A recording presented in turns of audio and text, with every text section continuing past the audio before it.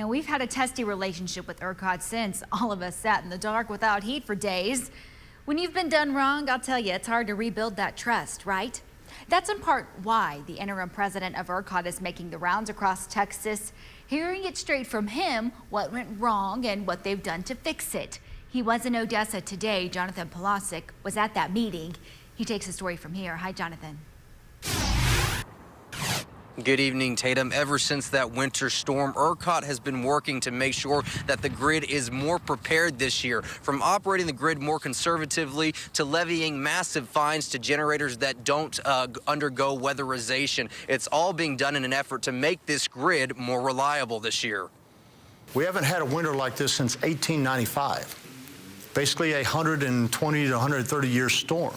We all remember last February. It was historic. It was cold. It was also an epic failure on ERCOT's part. Their one job since then, make sure it doesn't happen again. The first thing is we need to weatherize our generation, and that's what we've done.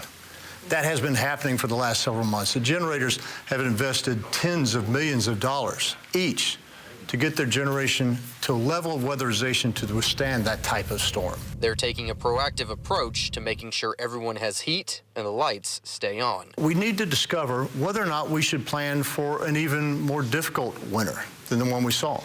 We have to decide, how far do we take this weatherization? How much money do we want to spend on it to make sure that we're ready for how cold of a temperature? Planning for severe events or even weather like we're seeing tonight has moved to top of mind. We begin our communications quite early.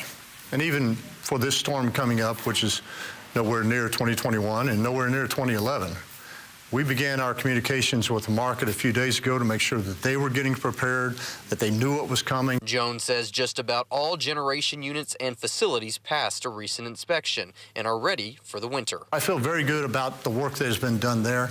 I know our distribution companies have also gotten ready. They've also made sure that their systems are ready in case there is ever a need for another load shed event, that they're prepared to handle that.